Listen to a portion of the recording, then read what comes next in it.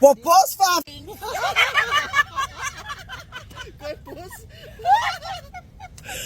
Hi guys, we are on chapter 55. We are sitting outside. I am with my aunties, my sister, and my cousin. So they are going to blind react to the stories. All right, here we go. A few years ago, I was sent to Sydney. During my stay, I thought I would go visit one of my old churches there. So I went to church, did praise and worship, then stepped outside for a bit. One of the guys, let's call him Lad, started chatting me up outside and had asked for my number. I gave him my number and we started messaging that day. I went back to where I was staying and we were still messaging each other.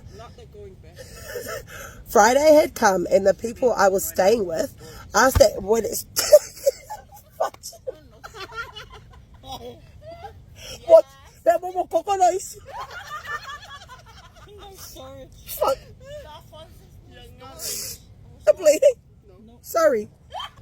Sorry about that. Friday had come and the people I was staying with asked if I could stay out that night as they won't be home and it would be awkward staying at home with the Addies. So I messaged my girl mate, who was Lad's sister, if I could go sleep over.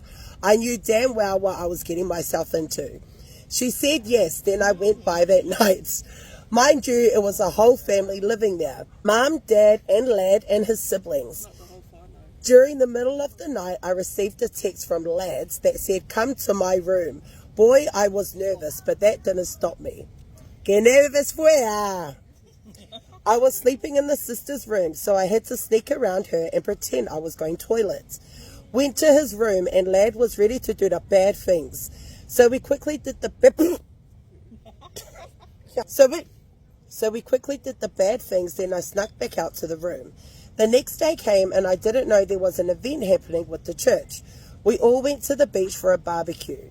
Lad was nowhere to be seen in the beginning. Then I see a car pulling up and thought that it was more church people, only to see Lad walk out the car with his girlfriend. Fun fact, Lad was a son of a pastor. So yes, we did it in the pastor's house. Okay, next one. I met a man named Junior on a dating website. What is it with dating websites? He invited me over to his workplace a couple of weeks later, and when I tell you this man was absolutely delicious, I'm not lying for even 1 second. It was clear straight away that we both wanted to do the bad things that... When I tell you this man was absolutely delicious, I ain't lying for even 1 second. It was clear straight away that we both wanted to do the bad things, and it started to become a regular thing. Mostly at his work, but also other various places. The red flag started waving. We only communicated on Snapchat. I couldn't shake the feeling that for some reason the name Junior just didn't match this man, and also he was so shifty. He clearly didn't want to be seen with me. I was on a mission to find his true identity, so took the very little information he had given me through his friends and other friends through his socials. The shock when I realized his surname had been staring me in the face the whole time via a tattoo on his neck, not the Samoan word that I thought it was symbolizing. On his page, I scrolled down and there he is, partner and his kids, but it was hard to work out if they were still together as there were no recent posts of him and her. My plan was to confront him about what I had found, plus call him his real name, but the butterflies in my stomach took over each and every time. I was like I was in a trance. That desire to have this experience with him overrode my morals and clear thinking. I did at times feel very guilty about what I was doing if he was in fact with his partner, as I wouldn't want him to ever be cheated on myself, and homewrecker never left my mind. I justified the situation to myself that it wasn't matters of the heart. I only wanted him for that damn fine body and rock hard thighs of his.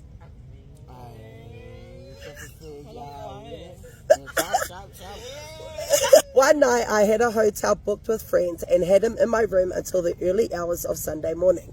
The next day I look at his social media and there was a post not 24 hours after him being at the hotel with me, wishing his partner a happy anniversary. and it was then confirmed that he was definitely with his partner. So I finally worked up the courage to tell him what I knew. He first denied it, but then admitted and was apologetic. 1,000 scenarios to dob him in went through my mind. I left thinking this would be the last time I would see him. That brings us to a few months later when he messaged, and I instantly went into that trance and we met up. He took me to a woman's house and he chickened out on a threesome with us because he couldn't rise to the occasion. He left her and I in the bedroom together, able to share each of our stories as to show how this man came into our lives.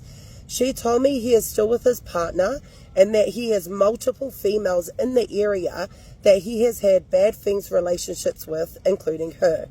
Hearing this gave me the ultimate shock, so I dropped him home and I told him I wouldn't ever see him again. I blocked him and I haven't looked back. I've heard a few stories about him since then that have made me shake my head as he is still at it.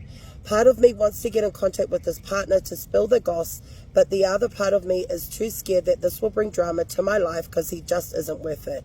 Something I've just found out is what a rocky relationship he and his missus have had over the years. She isn't oblivious to what he gets up to.